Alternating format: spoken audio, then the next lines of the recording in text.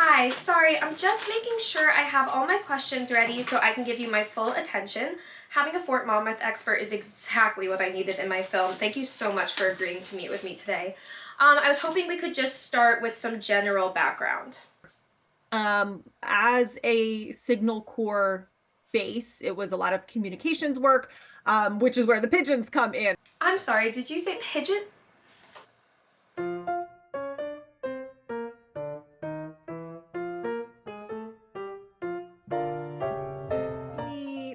The pigeon breeding and training section was located at Fort Monmouth from after World War I to 1957. I believe that was it for the Army. That was the headquarters of pigeon training.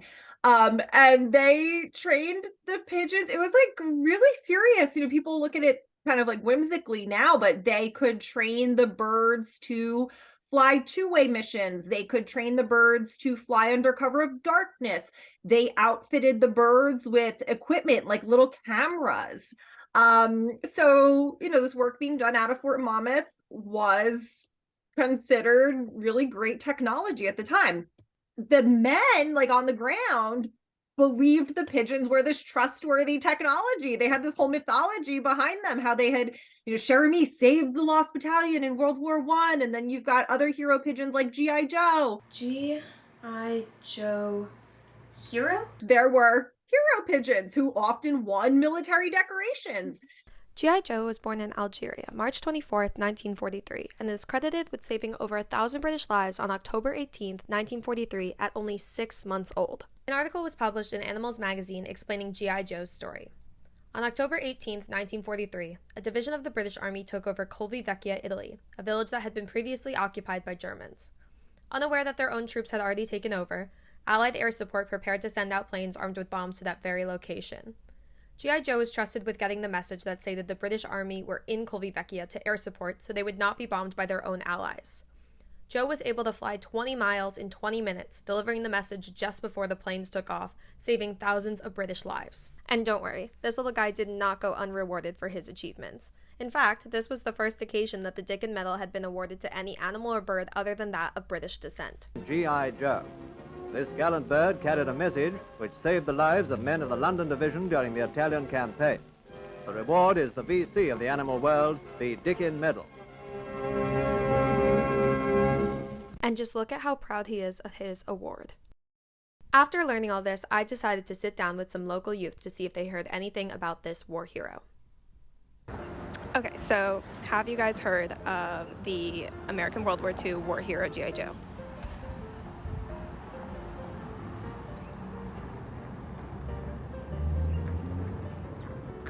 Anything about homing pigeons at Fort Monmouth?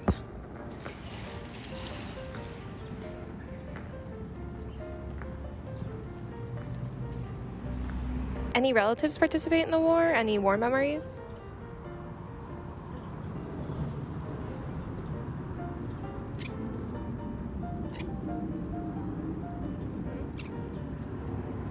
That's a really interesting point. Did you guys even know, do they teach about this history in pigeon school? Is this, something that you guys were aware of? Because it was a really big deal, especially in New Jersey, and you guys are clearly New Jersey pigeons.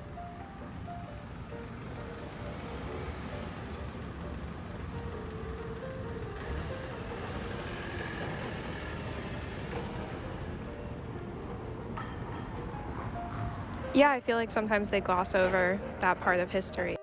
While those pigeons seemed unaware of their species' involvement in the war, the human soldiers continued to admire them. Earlier, you mentioned something about the soldiers on the ground being very serious about the pigeon training. I was hoping maybe you could expand on that.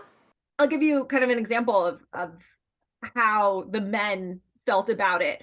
As I said, the pigeons served in World War I, World War II in Korea, and then by 1957, the Army decides they're going to discontinue the pigeon service due to advances in communications technology.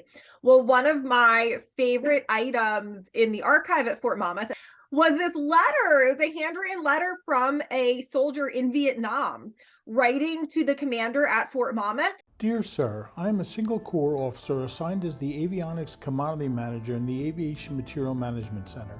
It occurred to me that carrier pigeons with mill strip format messages in aluminum capsules could reduce the delivery time considerably. The messages could be typed and transferred to microfilm in minutes. Since we're in a very static situation here, it appears ideally suited to have a pigeon loft at each DSU and a large pigeon loft at the Management Center to deliver supply status information back to the DSUs within a matter of hours. Leathers are not the only thing that were on display in the museum at Fort Monmouth. After the war was over, Joe retired and was sent to live at the Detroit Zoo, where he spent the rest of his life in comfort before dying at the age of 18 years old. The pigeons were adored and admired in their community, and later on became an extremely popular exhibit in the Fort Monmouth Museum. At the old Fort Monmouth Museum, there were many taxidermied pigeons, and then others were sent to different museums across the country. The museum and the base closed down in 2011, and unfortunately, it looks like a lot of the pigeons' history has gone missing. There was like a bird bath memorial to the pigeons, which how fitting, right? Like it's a bird bath. I thought that was adorable. But then there was a plaque, but the plaque has gone missing. I'm not sure where the plaque is. Netflix bought out Fort Monmouth in 2020, and it appears they promote a bird-friendly attitude, so hopefully they will honor the legacy of the pigeons. However, I couldn't help wondering what happened to G.I. Joe himself. So you talked about how G.I. Joe and some of the other pigeons that were considered heroes were taxidermied and put on display, G.I. Joe specifically at the Fort Monmouth Museum. But now that you mentioned the plaque and the bird bath memorial going missing since the shutdown, I was curious as to where the birds have ended up since the Fort Monmouth Museum has officially closed down. Are they still on display somewhere? And if so, where?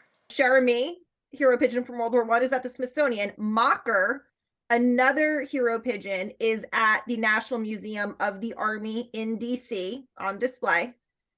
And G.I. Joe is MIA, so I have to figure out where he is. My heart broke hearing that G.I. Joe was probably tucked away in storage, his true whereabouts unknown. I felt he deserved more. Luckily, so did someone else. Well, that's only 3 hours from here.